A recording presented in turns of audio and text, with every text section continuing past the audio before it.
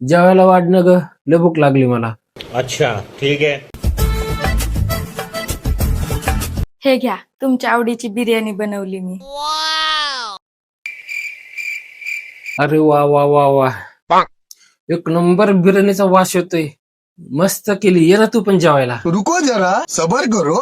नाही हो, आधी तुम्ही जेवा. तुमचं जेवण झाल्यावर मी जेवण. माझ्या आईने मला सांगितलंय, नवऱ्याचं जेवण झाल्यावरच बाईने जेवायचं. बात तो सही है. वा, आताच्या काळात मला एवढी संस्कारी बायको भेटली. माझ्यासाठी एवढं वेळ उपाशी बसली तू.